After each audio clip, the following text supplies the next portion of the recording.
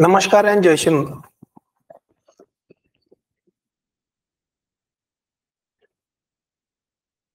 नमस्कार, welcome to the banking awareness. दोस्तों, banking awareness के अंदर आज हम बेसल नॉर्म इस टॉपिक को पढ़ने वाले हैं। तो गाइस, लास्ट लेक्चर में मैंने आपको बेसल नॉर्म शुरू किया था, हमने उसका कुछ हिस्सा हो गया था। आज उसके आगे वाला हिस्सा कंप्लीट करेंगे। तो हमने लास्ट लेक्चर में यह समझा था कि what do you mean by Basel norms. Basel norms क्या है? बेसल नॉर्म्स इंटरनेशनल नियम है। ये इंटरनेशनल लेवल के नियम है जो बैंकों के ऊपर अप्लाई किए जाते हैं। इनका जो यूज है वो प्राइमरी यूज है कि बैंकिंग सेक्टर के अंदर एक स्टेबिलिटी बनाई रखी जाए। बैंकिंग सेक्टर में डिफरेंट टाइप ऑफ रिस्क होते हैं, उन रिस्क को रिड्यूस करने के लिए जो नियम बनाए गए हैं उनको हमने बेसल नॉर्म कहा था। फिर हमने ये भी समझा था ये जो बेसल नॉर्म है ये बनाता कौन है। ये बेसल नॉर्म एक कमिटी है, उसका नाम है BCBS, Basel committee on banking supervision. ये कमिटी बनाती है। और ये BCBS कमेटी कहाँ पे पाई जाती है? ये BCBS committee BIS, bureau of international settlement, यहाँ पे पाई जाती है। अब ये ब्यूरो ऑफ इंटरनेशनल सेटलमेंट क्या है? ये 1930 में बनी हुई एक संस्था है जिसका काम है दुनिया के अंदर जो सेंट्रल बैंक है अलग अलग, उन सेंट्रल बैंक के बीच में कोऑपरेशन स्टेब्लिश किया जाए और उनकी मदद से दुनिया में एक स्टेबल फाइनेंशियल सिस्टम को बनाया जाए। इसी BIS के अंदर BCBS की स्थापना हुई थी। अब BCBS जो थी वो G10 ग्रुप ने बनाई थी। हम G10 कहते हैं ग्रुप ऑफ 10 कंट्रीज। तो 10 कंट्रीज ने साथ में आके BCBS की इस्टेब्लिशमेंट की थी। इसका भी काम क्या है? To achieve cooperation among different central banks into the world and दुनिया में इंटरनेशनल रेगुलेशंस बनाए जाए to reduce risk in front of the banks. मतलब ग्लोबल फाइनेंशियल स्टेबिलिटी की बात कर। लेकिन इसकी जरूरत क्या थी? तो वो मैंने जरूरत भी आपको समझाई थी कि ग्लोबलाइजेशन के बाद दुनिया में जब हम ग्लोबलाइजेशन की बात करते हैं तो ग्लोबलाइजेशन के बाद हम देख रहे हैं कि अलग अलग इकोनॉमीज एक दूसरे के साथ मिक्स्ड हो रहे हैं। एक इकोनॉमी का इंपैक्ट दूसरी इकोनॉमी पे साफ तरीके से देखा जा सकता है। इकोनॉमीज मिक्स्ड हो रही है, मतलब बैंकिंग सेक्टर भी मिक्स्ड हो रहे हैं, मर्ज हो रहे हैं एक दूसरे के साथ। Banking sector of one country is dependent on banking sector of another country.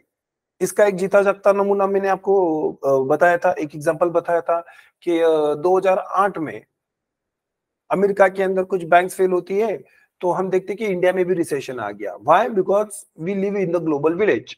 अगर अमेरिका में बैंकिंग सेक्टर कोलैप्स हो रहा है तो उसके नेगेटिव रिपरकशंस इंडिया में भी देखे जाएंगे।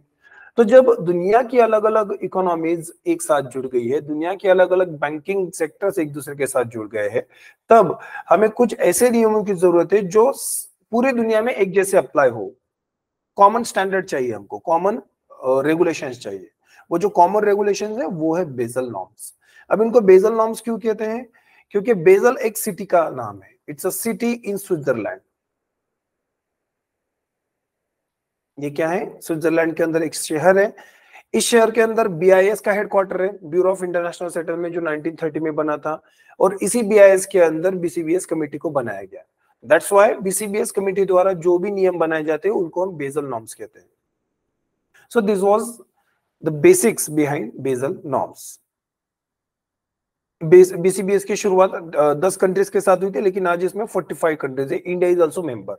इंटरेस्टिंग बात यह है कि Basel norms are not mandatory but they are voluntary in nature. They are voluntary in nature, they are not mandatory. मतलब अगर RBI चाहे तो बेसल नॉर्म्स को मान सकती है, चाहे तो नहीं भी मान सकती है। There is no compulsion. मान लो कि अगर RBI ने बैंकों के लिए कुछ नियम बनाए तो वो नियम बैंकों को मानना कंपलसरी है। It's a mandatory for Indian banks to follow regulations made by RBI, but it is not mandatory for any other central bank into the world to follow Basel norms. ये मैंडेटरी नहीं है, ये voluntary है, ये उनकी इच्छा से होगा। तो हम देख रहे थे कि बेसल नॉर्म्स जो है वो बेसिकली दो स्टेप्स में काम करता है। पहला है रिस्क आइडेंटिफिकेशन। पहले बेसल नॉर्म के अंदर आइडेंटिफाई किया जाता है कि बैंक्स, ग्लोबल बैंकिंग सिस्टम के सामने रिस्क कौन से है। फिर हम समझते हैं कि सॉल्यूशंस क्या है, उसको हम पिलर कहेंगे। So there are risk and there are pillars. अब हम देख रहे हैं कि सबसे पहले बेसल नॉर्म्स 1988 में आया था। 1988 में सबसे पहली बार बेसल नॉर्म फर्स्ट को लाया गया था। अभी के लिए बेसल नॉर्म वर्जन 3 चालू है। ये क्यों? क्योंकि समय के साथ बैंकिंग सेक्टर भी तो बदल रहा है, टेक्नोलॉजी बदल रही है, इकोनॉमिक्स बदल रहे हैं, लोगों का कंजम्पशन बदल रहा है, हैबिट्स बदल रहे हैं, सेविंग्स कल्चर बदल रहा है, बहुत सारी चीज बदल रही है, इन्वेस्टमेंट के ऑप्शंस बदल रहे हैं। तो बैंकिंग सिस्टम के सामने रिस्क भी तो अलग अलग आ रहे हैं। इसलिए 1988 में जब बेसल नॉर्म फर्स्ट बना था, उसके बाद हम देख रहे हैं कि नए नए तरीके के रिस्क ऐड किए गए हैं, उनके सामने नए नए तरीके के सॉल्यूशंस भी ऐड किए गए। That's why in Basel norms को समय समय में अमेंड किया गया है, बदला गया है। इसलिए हम देखते हैं कि 1988 में बेसल नॉर्म फर्स्ट था, 2004 में बेसल नॉर्म सेकंड था, 2008 के बाद बेसल नॉर्म 3 आया है। तो ये बेसल नॉर्म बदलते रहेंगे। अब कोविड आया, कोविड के बाद न्यू चैलेंजेस भी सामने आए होंगे, तो हो सकता है कि अभी कुछ सालों बाद हमको बेसल नॉर्म में और अपडेट देखने को मिल सकते हैं।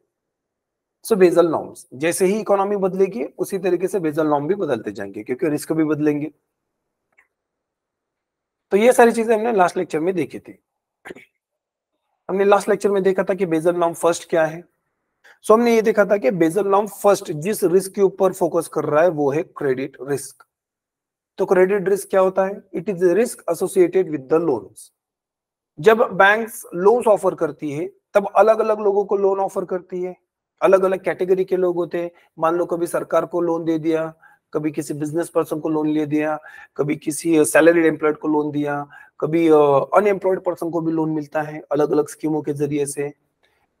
तो ये अलग अलग तरीके के जो लोग हैं ना, बैंक के सामने रिस्क जनरेट करते हैं अलग अलग तरीके का, उसको हम कहेंगे क्रेडिट रिस्क।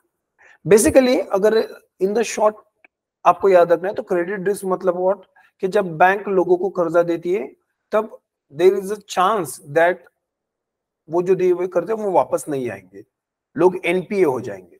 लोग क्या हो जाएंगे? एनपीए, नॉन परफॉर्मिंग एसेट में कन्वर्ट हो जाएंगे। This is known as credit risk. अब बैंक के सामने अगर क्रेडिट रिस्क है, अगर बेसल नॉर्म के अंदर रिस्क आइडेंटिफाई किया है कि बैंक के सामने क्रेडिट रिस्क है, तो what should be the pillar? तो पिलर भी मैंने समझाया था, तो पिलर था आपका capital adequacy ratio, CAR।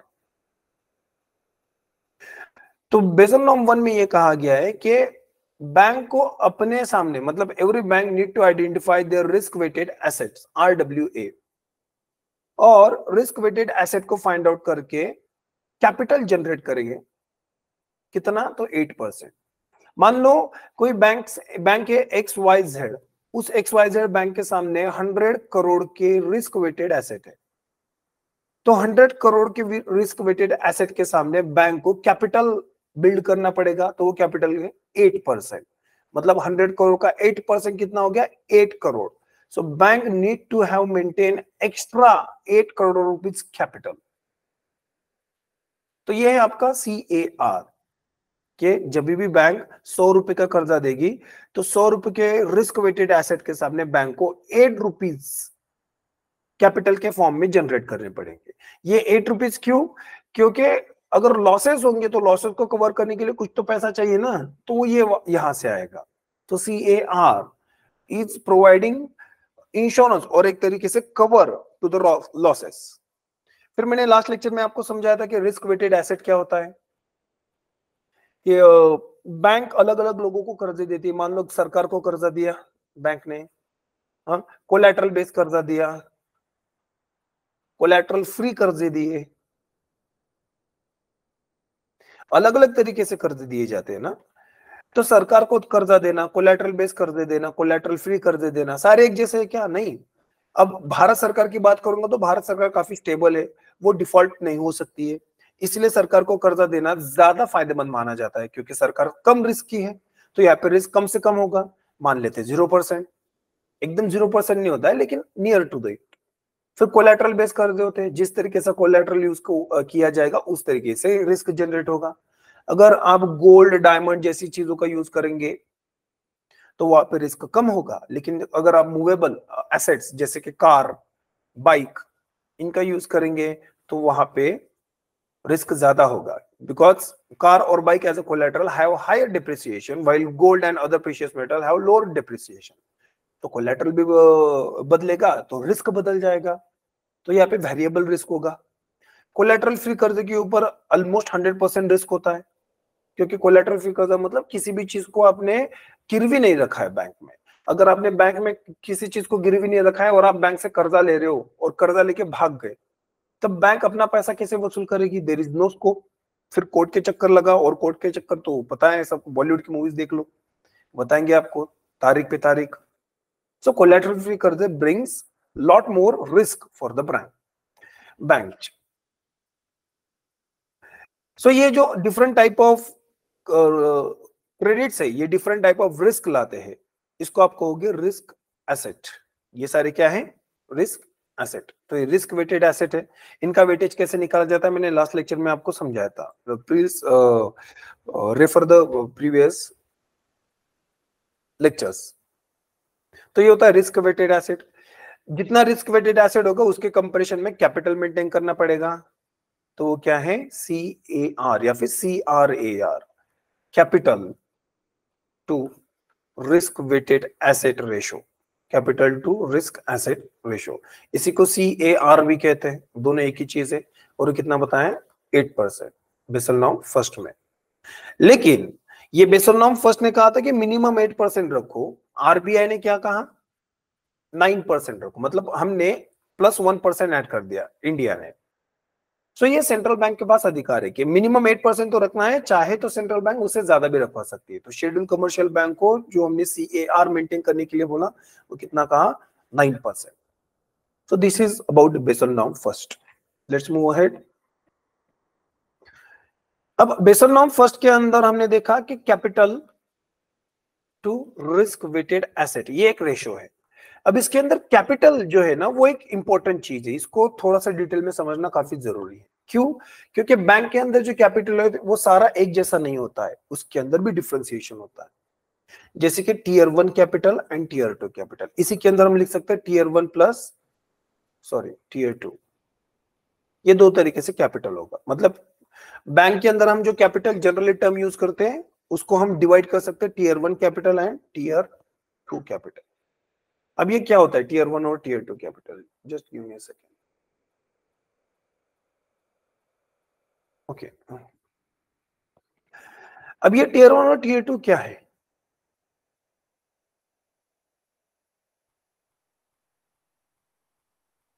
Tier 1, Tier 2 capital.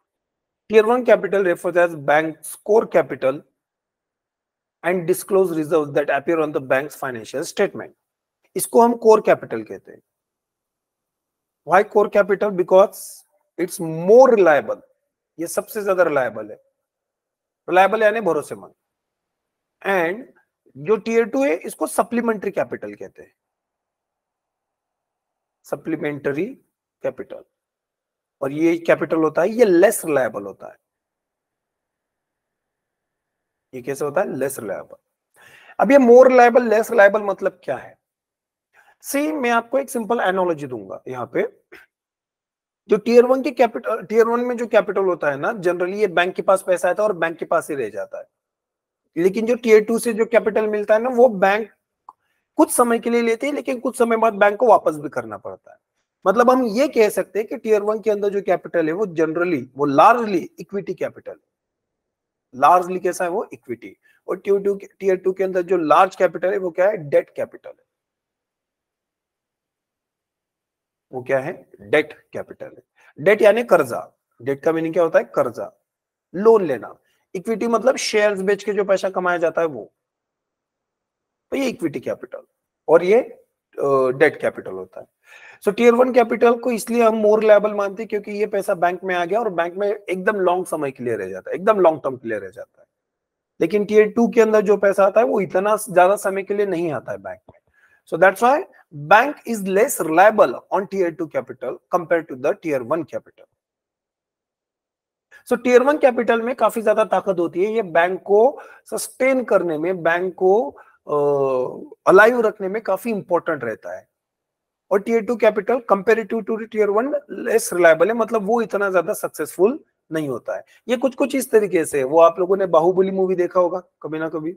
तो बाहुबली फर्स्ट मूवी में एक सेना होती है, बाहुबली की सेना, और एक सेना होती है कटप्पा की सेना। तो जो कटप्पा की सेना है वो टियर 2 कैपिटल है। जब तक के बाहुबली की सेना है तब तक के ही महिष्मति का अस्तित्व है।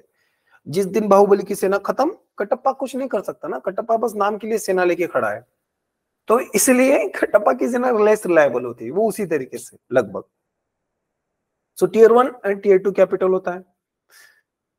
टियर 1 कैपिटल में कौन सा आता है? ज्यादातर इक्विटी मनी आता है। ज्यादातर पैसे कहां से आता है? It's equity money. लेकिन इसके अलावा और कौन से आता है? तो डिस्क्लोज रिजर्व भी आते हैं। बैंक के अंदर जितने भी डिस्क्लोज, मतलब बैलेंस शीट में जो भी रिजर्व्स दिखाए जाएंगे वो सारे क्या है? Disclose reserves. तो ये डिस्क्लोज रिजर्व भी किसके अंदर आएंगे? टियर 1 कैपिटल के अंदर आएंगे। इसके अलावा और कौन सा पैसे होता है कि there are certain unique instruments, जैसे कि परपेचुअल डेट इंस्ट्रूमेंट होते हैं। Perpetual debt instruments. तो इंटरेस्टिंग बात है ना, मैं यहाँ पे कह रहा हूं कि कैपिटल, टियर 1 कैपिटल के अंदर ज्यादातर इक्विटी है, लेकिन इसके अंदर कुछ डेट भी आ रहा है ना। लेकिन ये नॉर्मल डेट इंस्ट्रूमेंट है, मतलब ये नॉर्मल बॉन्ड्स नहीं है। ये कैसे बॉन्ड्स है? ये परपेचुअल बॉन्ड्स है। इनको नो मैच्योरिटी बॉन्ड्स भी कहते हैं। They are no maturity bonds.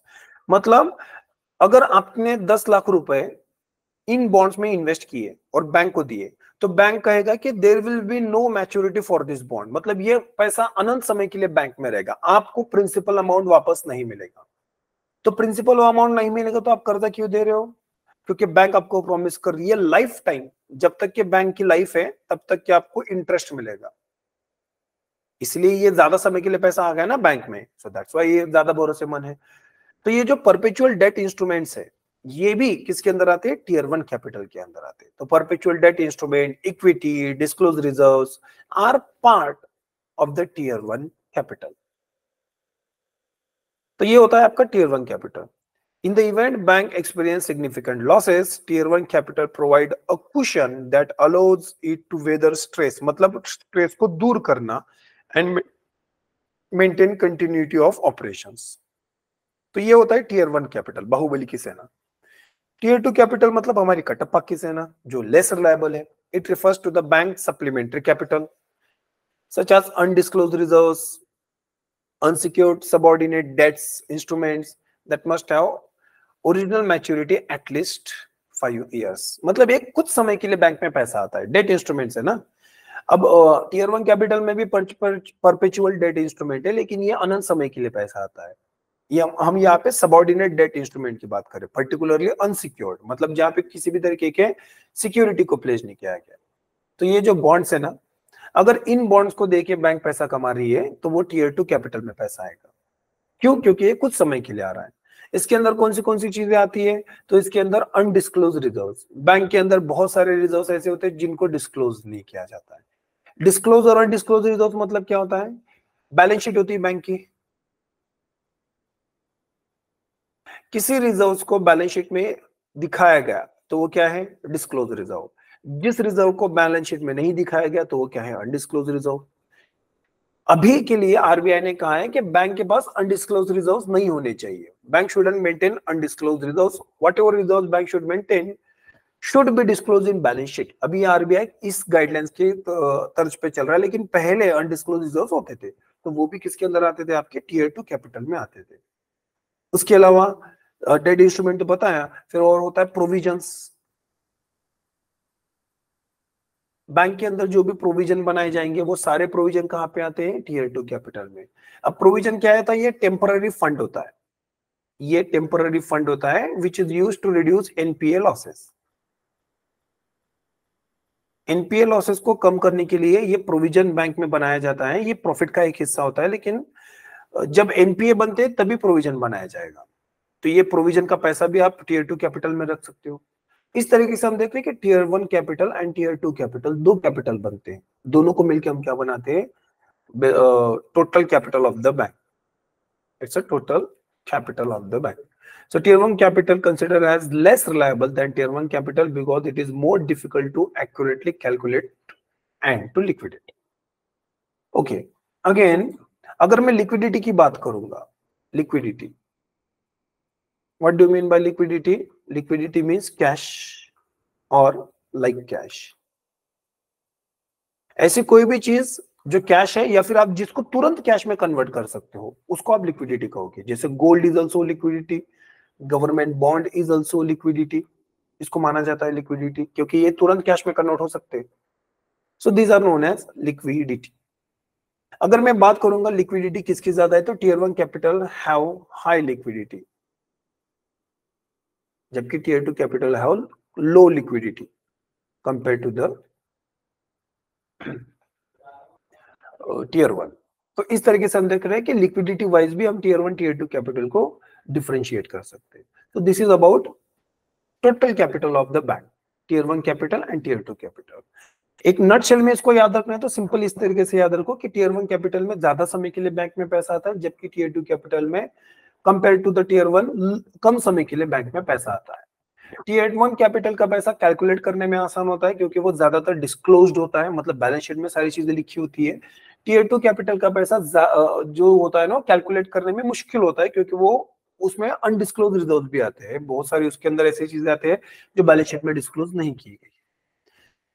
इसीलिए हमने टीयर 1 और टीयर 2 कैपिटल को डिवाइड कर दिया है। तो टीयर 1 कैपिटल में भरोसेमंद पैसा है, टीयर 2 कैपिटल में कम भरोसेमंद पैसा है, लेकिन दोनों पैसा बैंक के लिए काफी जरूरी है। अगर बैंक को ज्यादा स्टेबल रहना है, स्टेबिलिटी अच्छे तरीके से मेंटेन करनी है, तो टीयर 1 और टीयर 2 कैपिटल में बैंक को सबसे ज्यादा टीयर 1 कैपिटल ही मेंटेन करना पड़ेगा। Tier 1 capital should be high into the bank, और बेसल नॉर्म के अंदर भी वही होता है। So this is about capital into the bank. फिर हम पढ़ते हैं कि बेसल नॉर्म 2। बेसल नॉर्म 2 आए थे 2004 में। इसका अगर हम बैकग्राउंड देखेंगे तो 1997 में एशियन क्राइसिस हो गया था, एशियन क्राइसिस। ये साउथ ईस्ट एशिया से शुरू होता, धीरे धीरे ईस्ट एशिया तक बढ़ गया था, लाओस, कंबोडिया, वियतनाम, यहां से ये शुरू हुआ था। फिर हम देख रहे थे कि साउथ कोरिया, जापान तक ये फैल गया था। What is this? It's also balance of payment crisis. ये मतलब एक इकोनॉमिक क्राइसिस होता है। इस क्राइसिस के अंदर फॉरेक्स खत्म हो जाता है। जब फॉरेक्स खत्म हो जाएगा तो किसी भी देश में इन्फ्लेशन काफी बढ़ता है और देश की हालत खराब हो जाती है। इस तरीके के इवेंट को हम बैलेंस ऑफ पेमेंट क्राइसिस कहते हैं। इस बैलेंस ऑफ पेमेंट क्राइसिस को हम और अच्छे से पढ़ेंगे फॉरेन ट्रेड के चैप्टर में। अभी के लिए इतना याद रखो, बैलेंस ऑफ पेमेंट एक इकोनॉमिक क्राइसिस है, जिसका मतलब है कि किसी भी देश में अगर फॉरेक्स खत्म हो जाए तो उस देश में इंपोर्ट नहीं हो सकता ज्यादा, और इंपोर्ट नहीं होने के कारण उस देश में इन्फ्लेशन बढ़ जाता है, और इन्फ्लेशन बढ़ने से इकोनॉमी की वाट लग जाती है। तो this is all about balance of payment crisis. 1997 में एशिया में इस तरीके का क्राइसिस हो गया था। उसके बाद ग्लोबल इकोनॉमी में एक इंपैक्ट छोड़ गया था ये क्राइसिस। इसीलिए बेसल नॉर्म सेकंड में कुछ बदलाव करने, बेसल नॉर्म फर्स्ट में कुछ बदलाव करने की जरूरत थी। उन बदलाव को लाया गया और बेसल नॉर्म वर्जन 2 2004 में इंप्लीमेंट किया गया। अब बेसल नॉर्म वर्जन 2 जो आया था उसके अंदर रिस्क अलग अलग थे और पिलर भी अलग अलग थे। अगर मैं रिस्क की बात करूंगा यहां पे, तो रिस्क जनरली 3 तरीके के थे। एक तो था क्रेडिट रिस्क, जो हमने लास्ट लेक्चर में देखा है और लास्ट स्लाइड में भी देखा था, क्रेडिट रिस्क। फिर उन्होंने देखा कि market risk, there is a market risk and there is a operational risk. ये तीनों रिस्क मैंने प्रीवियस चैप्टर में अच्छे से कवर किए। Credit risk is related to the कर्जे, लोन जो भी ऑफर किए जा रहे हैं। मार्केट रिस्क जो भी है वो सारे के सारे मार्केट फ्लक्चुएशन से रिलेटेड है। मार्केट जो होता है वहां पे गुड्स एंड सर्विसेज को खरीदा और बेचा जाता है। जब गुड्स और सर्विसेज को खरीदा और बेचा जा रहा है मतलब डिमांड एंड सप्लाई, ये दो फोर्सेस काम कर रहे हैं। और ये डिमांड और सप्लाई कभी भी स्थिर नहीं रहते, ये अनस्टेबल रहते हैं। क्यों? क्योंकि सर्कमस्टेंसेस बदल गए तो डिमांड एंड सप्लाई भी बदल जाता है। बारिश के बाद सर्दी आती है, सर्दी के बाद गर्मी आती है, डिमांड सप्लाई बदल जाता है। बारिश हुई तो डिमांड सप्लाई ज्यादा होगा, बारिश नहीं हुई तो सप्लाई कम हो जाएगा। सन त्योहार में डिमांड बढ़ जाती है, सप्लाई शॉर्ट रह जाता है ना। तो डिमांड सप्लाई सर्कमस्टेंसेस के ऊपर डिपेंड है। तो जब डिमांड सप्लाई बदलेंगे तो मार्केट के अंदर फ्लक्चुएशन जनरेट होगी। जब ये फ्लक्चुएशन जनरेट होगी तो बैंक के अंदर नुकसान भी हो सकते हैं। ऐसा नहीं कि नुकसान ही होगा, फायदे भी होंगे, लेकिन हम नुकसान की रिस्क की बात करें तो नुकसान की ही बात करेंगे। तो नुकसान भी हो सकते हैं बैंक में, उनको हम कहेंगे मार्केट रिस्क। फिर हमने समझा था लास्ट लेक्चर में लास्ट चैप्टर में, सॉरी, कि मार्केट रिस्क अलग अलग तरीके के होते हैं। जैसे इंटरेस्ट रेट चेंज होने से भी रिस्क जनरेट होता है। फिर हम देखते हैं कि कमोडिटी मार्केट में भी बदलाव आने से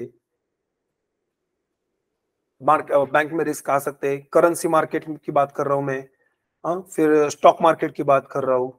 ये सारे मार्केट में जब उतार चढ़ाव आएंगे तो बैंक में लॉसेस होने की संभावना है। वो सारे लॉसेस मतलब मार्केट रिस्क के अंदर आएंगे। मार्केट रिस्क के बाद हमने देखा था ऑपरेशनल रिस्क। ये थर्ड रिस्क है जो बेसल नॉर्म 2 में आइडेंटिफाई किया गया है। What do mean bye operational risk here? Bank के ऑपरेशन फेल हो जाए या फिर एक्सपेक्टेड आउटपुट नहीं जनरेट कर पाए तो आप कहोगे ऑपरेशनल रिस्क। मान लो किसी बैंक ने आरबीआई के एसएलआर एंड सीआरआर के रेगुलेशन को इंप्लीमेंट करने से मना कर दिया कि मैं एसएलआर 18% नहीं मेंटेन करूंगा, मैं सीआरआर 4.5% नहीं मेंटेन करूंगा। जब ये वो मेंटेन नहीं करेंगे तब जिस तरीके का रिस्क आएगा तो वो ऑपरेशनल रिस्क है। बैंक के किसी कर्मचारी ने करप्शन करके एक ऐसे इंसान को कर्जा दिया जिसको नहीं देना चाहिए था, ऑपरेशनल रिस्क आएगा बैंक के सामने। बैंक का एक सॉफ्टवेयर है, वो सॉफ्टवेयर क्रैश कर जाए, क्रैश करने के बाद बैंक को लॉस हो जाएगा, ऑपरेशनल रिस्क है बैंक के सामने। सो ये हमने समझा था ऑपरेशनल रिस्क। बेसल नॉर्म 2 में 3 तरीके के रिस्क आइडेंटिफाई किए गए थे। पिलर भी 3 तरीके के दिए गए, पिलर 1, पिलर 2, पिलर 3। ये इंपॉर्टेंट है। पहला तो कैपिटल रिक्वायरमेंट, जो CAR हमने लास्ट लेक्चर में, लास्ट स्लाइड में पढ़ा, वही है। 2 नई चीजें यहाँ पे हैं, एक तो supervisory review, second is market discipline. अब ये दोनों चीजें क्या है, हम इसको ढंग से समझते हैं। यहाँ पे मैंने समझाया कि मार्केट रिस्क और ऑपरेशनल रिस्क क्या होता है। 2 नए रिस्क ऐड किए गए पिलर के अंदर। Just give me a second. Pillar के अंदर हमने कैपिटल एडिक्वेसी रेशियो क्या है वो समझ लिया था। नेक्स्ट अब समझते हैं supplement supervisory review of capital adequacy. Supervisory review की बात कर रहे हैं हम यहाँ पे, पिलर 2। सो पिलर 2 के अंदर जो है supervisory review, it talk about supervision, banking supervision.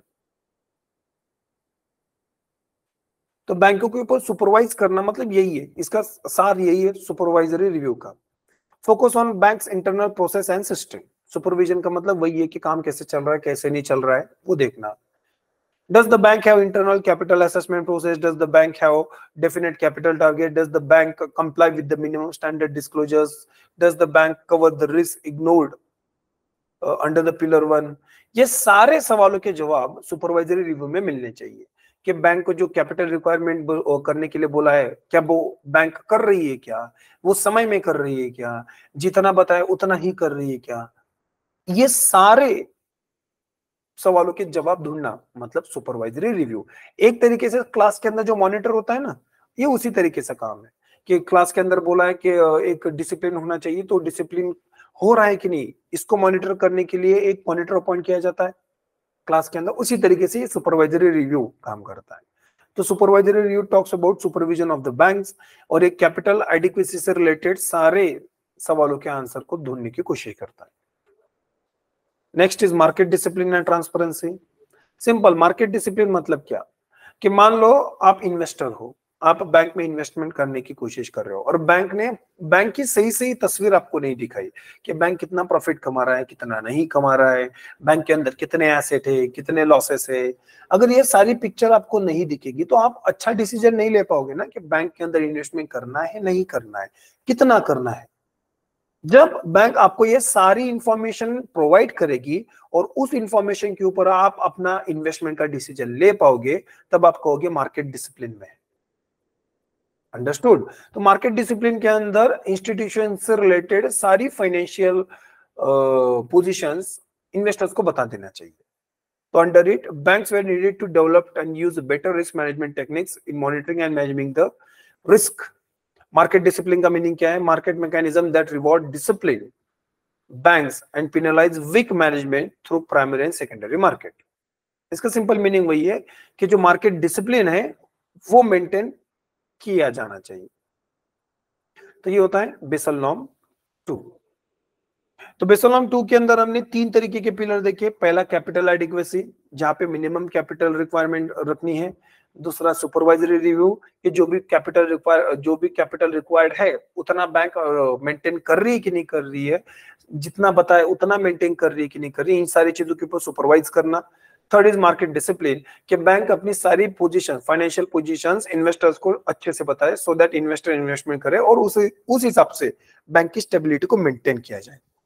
So this is all about Basel norm 2। उसके बाद आए थे बेसल नॉर्म 3। बेसल नॉर्म 3 की शुरुआत हुई थी 2007 से 9 के बीच में, और बेसल नॉर्म 3 को लाया गया 2010 में, लेकिन इसकी शुरुआत हो गई थी 2007 के बाद ही। क्यों? क्योंकि 2007 के बाद दुनिया में आया था ग्लोबल फाइनेंशियल क्राइसिस, पर्टिकुलरली 2008 में वो ज्यादा स्टीप हो गया था, ज्यादा गहरा हो गया था। तो what is this Basel norm 3? तो ग्लोबल फाइनेंशियल क्राइसिस 2008 के बाद ये देखा गया है कि बैंक के सामने और नए तरीके के रिस्क है। जब नए तरीके के रिस्क बैंक के सामने जनरेट हो रहे हैं तो सॉल्यूशन भी नए तरीके के होने ही चाहिए। इसलिए एग्जिस्टिंग बेसल नॉर्म्स के अंदर बदलाव करने की जरूरत आनी पड़ी। दैट्स व्हाई 2010 में बेसल नॉर्म वर्जन 3 को लाया गया। अभी 2023 में, नवंबर 2023 में बैंक्स के अंदर जो भी बेसल नॉर्म्स अप्लाई हुए वो बेसल नॉर्म वर्जन 3 है। 2019 के बाद हमने बेसल नॉर्म 3 को अडॉप्ट कर लिया है और उनको इंप्लीमेंट भी कर दिया है। So what is this Basel norm 3? इसके अंदर कौन से तरीके के रिस्क आते हैं उसको हम यहाँ पे पढ़ेंगे। एग्जाम पॉइंट ऑफ व्यू से आपको बेसल नॉर्म 3 सबसे ज्यादा इंपॉर्टेंट है। सबसे ज्यादा मतलब सबसे ज्यादा इंपॉर्टेंट है, क्योंकि आपको एग्जाम में अगर पूछेंगे डेटा बेसल नॉर्म से रिलेटेड तो वो बेसल नॉर्म 3 का ही डेटा पूछेंगे। It is rarest of the rare chance that they will ask you for Basel norm first and Basel norm 2. But if they are going to ask you about Basel norm, there is a high chances that they will ask from Basel norm 3 only. तो Basel norm 3 की शुरुआत हुई थी economic crisis के बाद। इसके बारे में थोड़ी सी इंफॉर्मेशन देता हूँ। ये क्या है? Global financial crisis. इसकी एक्चुअली शुरुआत हुई थी यूएसए से। अमेरिका के अंदर कुछ बैंक्स फेल हो गई थी। जब वो बैंक्स फेल हो गई थी तब अमेरिका के अंदर रिसेशन आ गया। रिसेशन मतलब ऐसी अवस्था जहां पे मार्केट में डिमांड कम होती जाती है। जब मार्केट में डिमांड रिड्यूस होती जाती है तो प्रोडक्शन भी कम होता है।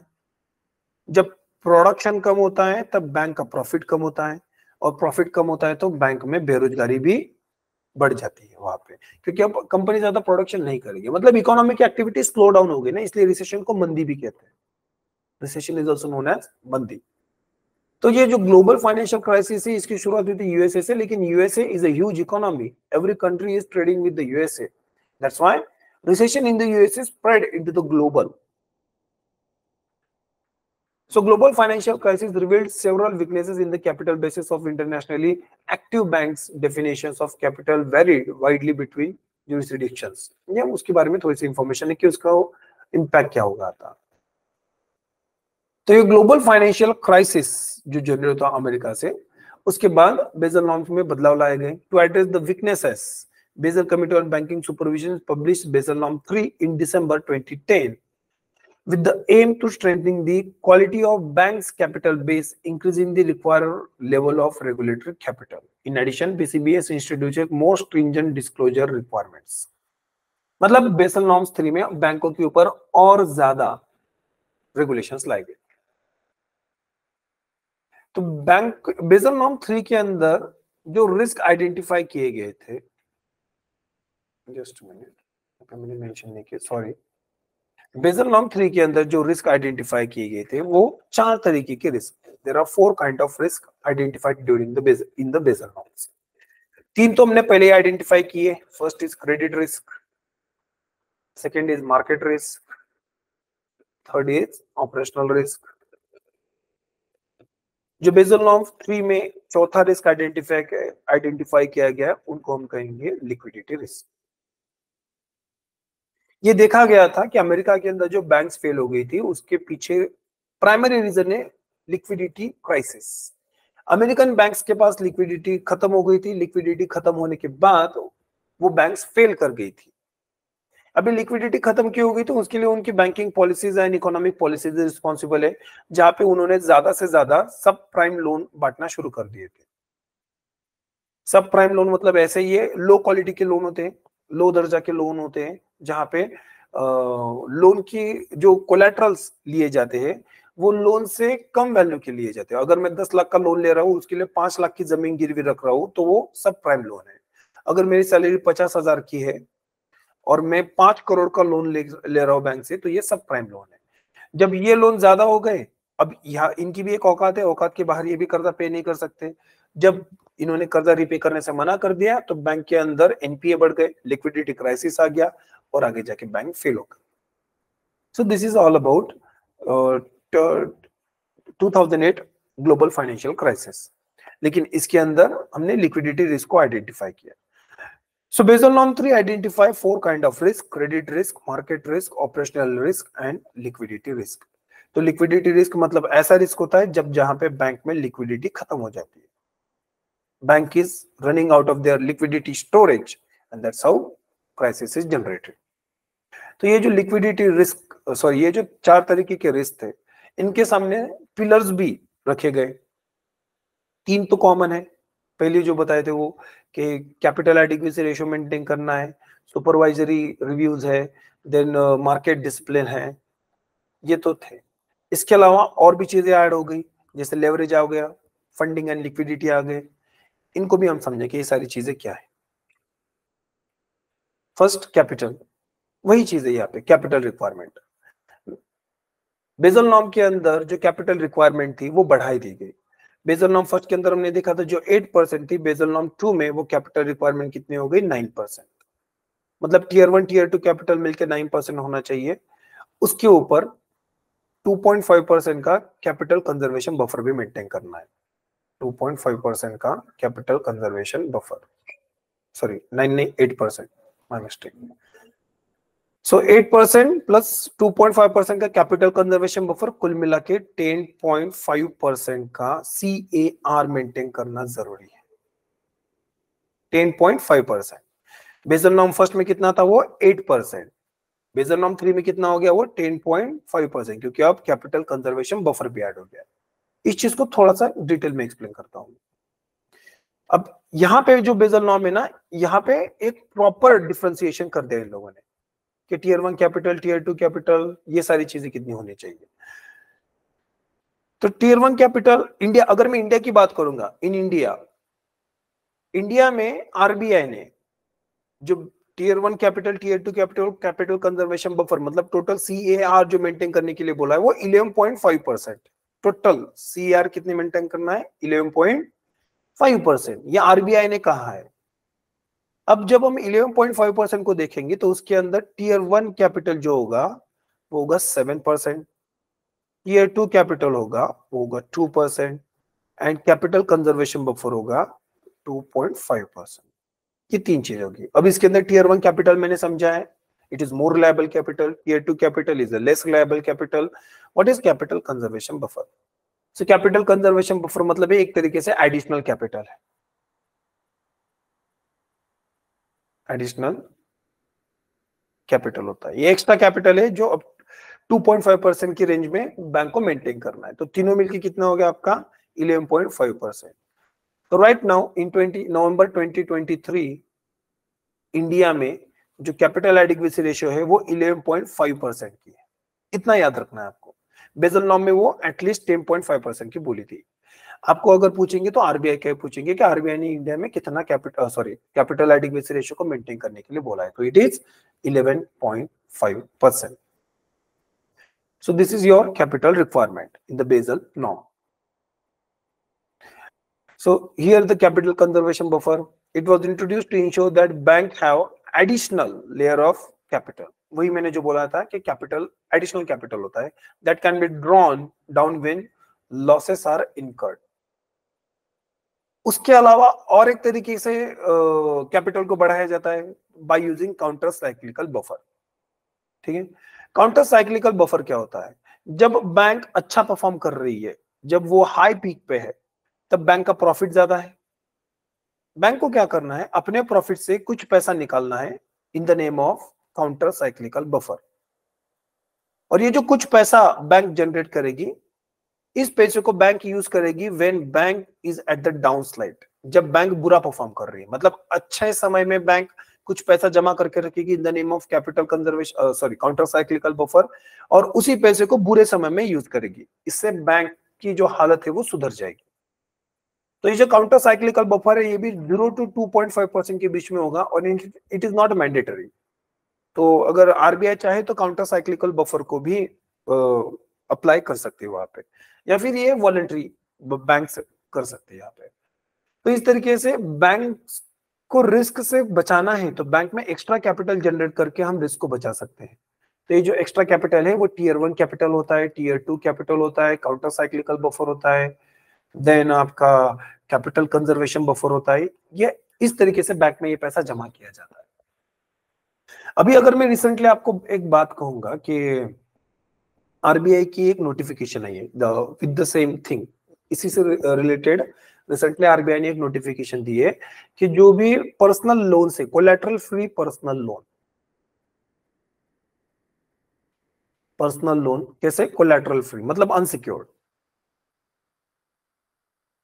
फॉर एग्जांपल क्रेडिट कार्ड के ऊपर दिया जाता है, उस तरीके से ये जो पर्सनल लोन है कोलैटरल फ्री, इनके ऊपर बैंक ने जो रिस्क वेटेज है वो 100% से बढ़ा के 125% कर दिया है। इसी से रिलेटेड अब ये क्या है कि बैंक के सामने क्रेडिट रिस्क होता है।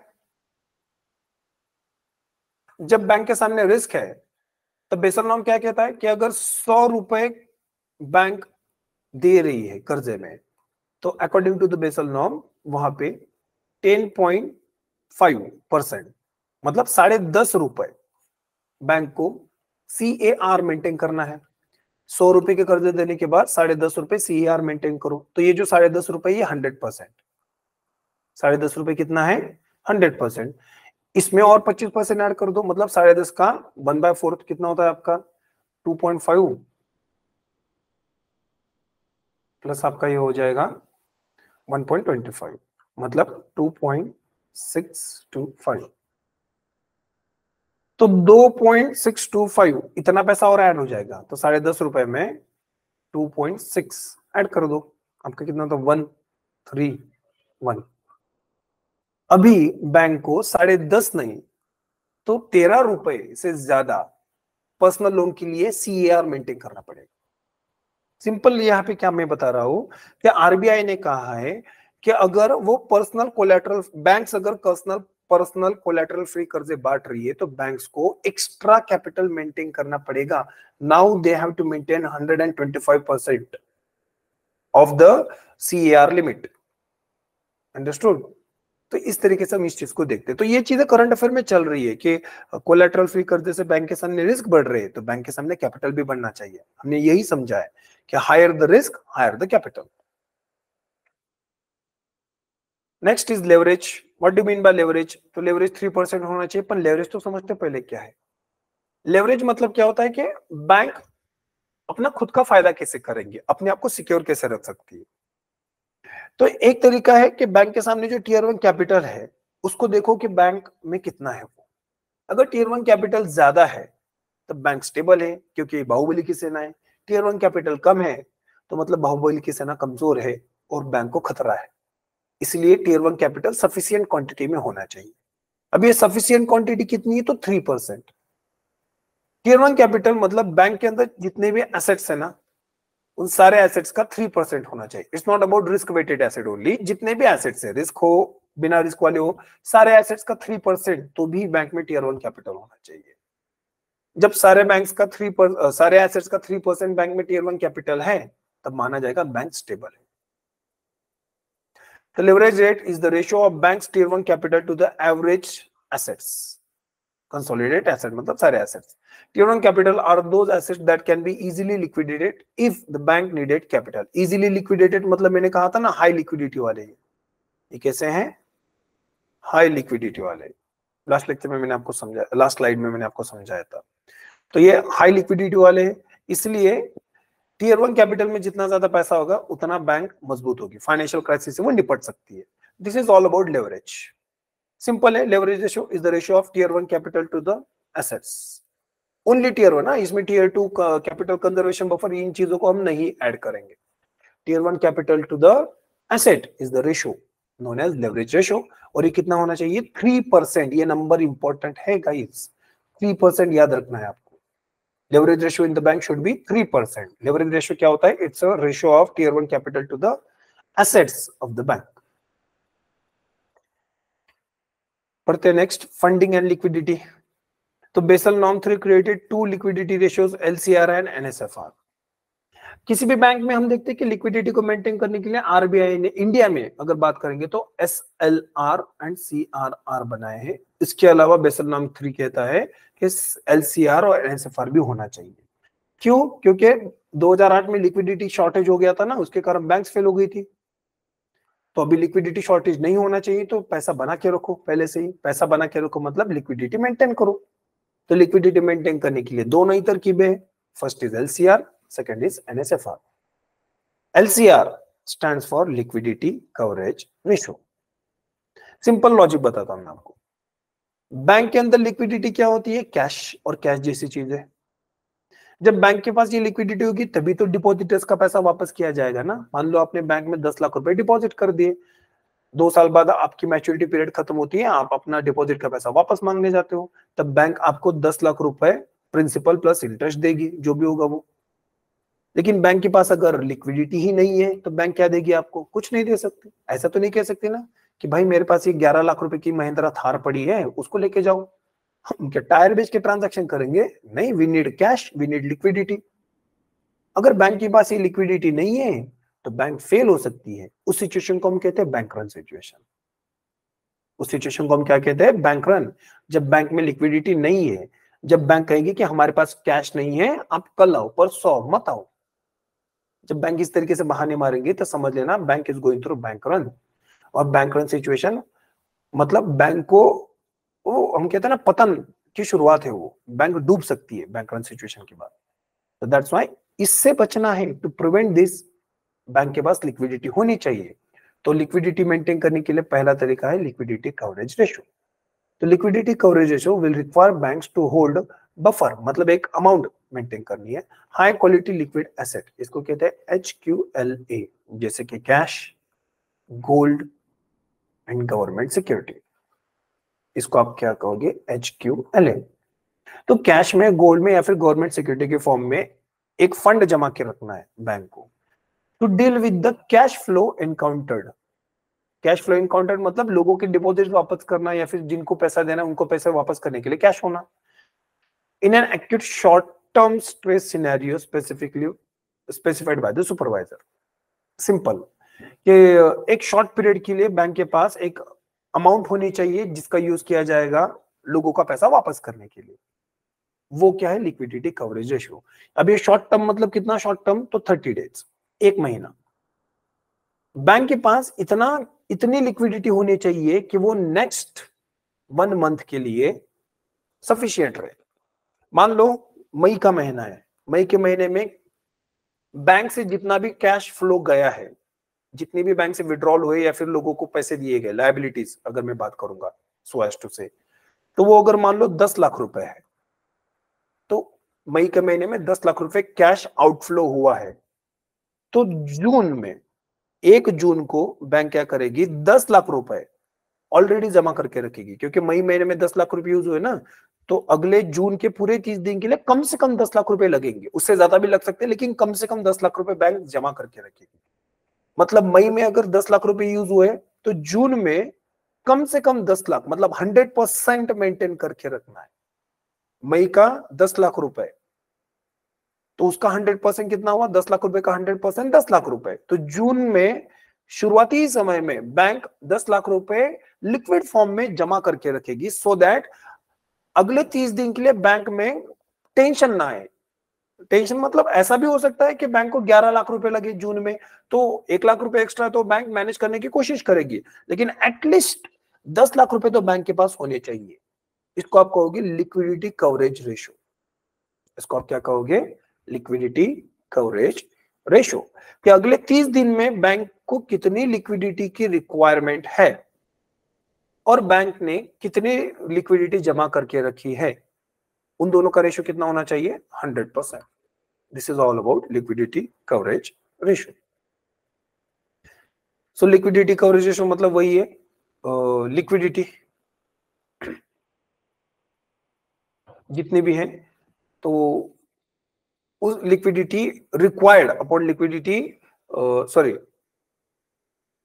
मिस्टेक, जितनी भी लिक्विडिटी की जरूरत है रिक्वायरमेंट्स और जितनी भी लिक्विडिटी अभी बैंक ने मेंटेन करी है, उन दोनों का रेशो कितना निकलना चाहिए? 100%। तो इतना याद रखना, liquidity coverage ratio should be 100%। ये important exam point of view है, इट शुड बी 100%। और लिक्विडिटी कवरेज रेशो क्या होता है कि 30 डेज की लिक्विडिटी रिक्वायरमेंट है, ये सिंपल वर्ड है, 30 डेज की liquidity requirement. So this is all about your liquidity coverage ratio. अगर ये लिक्विडिटी नहीं मेंटेन रहेगी तो बैंक के अंदर लिक्विडिटी क्राइसिस हो सकता है और बैंक रन जैसी सिचुएशन भी आ सकती है। बढ़ते हैं नेक्स्ट स्लाइड्स की ओर। तो एनएसएफआर, ये भी लिक्विडिटी को मेंटेन करने के लिए एक तरकीब है बेसल नॉर्म 3 के अंदर। अब net stable funding ratio, funding मतलब डिपॉजिट्स, स्टेबल फंडिंग मतलब लॉन्ग टर्म के डिपॉजिट्स, मतलब के लॉन्ग टर्म के डिपॉजिट्स। मान लो आपको किसी को 5 साल का लोन देना है, 10 लाख रुपए 5 साल के लिए देने हैं बैंक को, 5 ईयर लॉन्ग टर्म का लोन देना है, तो bank should have 10 lakh rupees for longer term with itself. Bank के अंदर भी 10 लाख रुपए ज्यादा समय के लिए चाहिए। मान लो इस 5 साल के कर्जे को देने के लिए बैंक के पास शॉर्ट टर्म के कर्जे, मतलब एक साल के लिए 1 ईयर के लिए लोगों ने कर्जे डाले 10 लाख रुपए, तो प्रॉब्लम हो जाएगी ना, क्योंकि 1 साल के बाद ये पर्सन तो बैंक में पैसा वापस मांगने आ जाएंगे, लेकिन बैंक ने ये पैसा तो दे दिया है 5 साल के लिए। तो जब ये बंदा बैंक में पैसा वापस मांगने आएगा तो इसको क्या दिया जाएगा? कुछ तो होना चाहिए ना।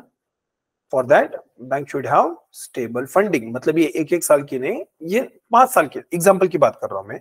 अगर ये 5 साल की फंडिंग होगी तो ये बंदा 1 साल में नहीं आएगा, ये 5 साल के बाद ही आएगा। तब तक कि ये जिनको कर्जा दिया ये भाई साहब भी कर्जा वापस कर देंगे, इनसे वापस पैसा वापस आए तो इनको पैसा रिटर्न कर देंगे, है ना। तो that's how this is going on. ये आइडियल सिचुएशन में कह रहा हूं, इसके अंदर बहुत सारे प्रैक्टिकल डिफिकल्टीज है, आइडियली इस तरीके से होना चाहिए।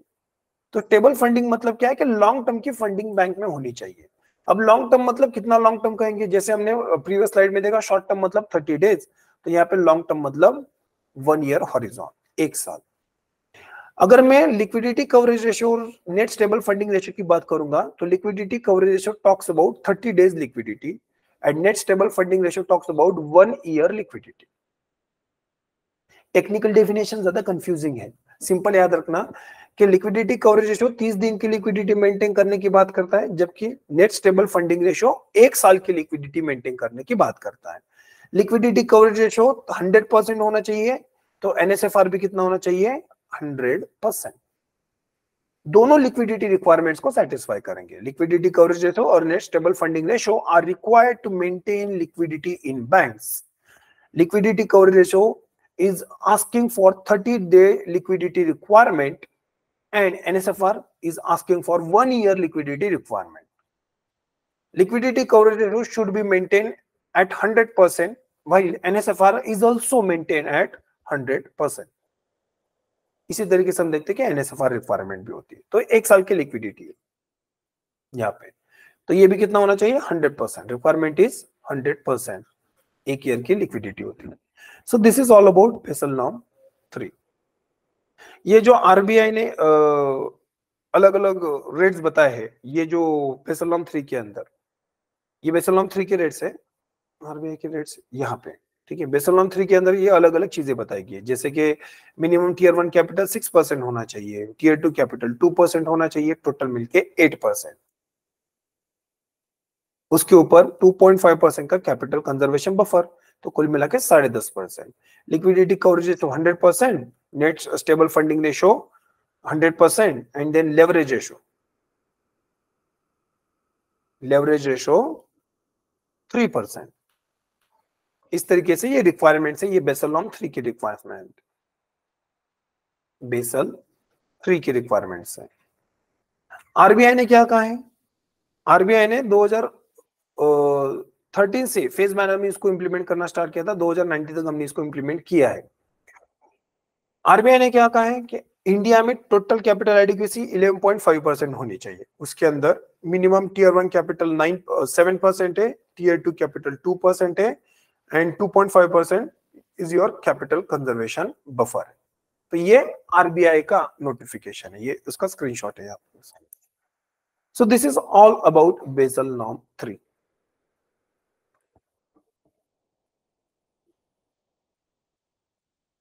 Thank you.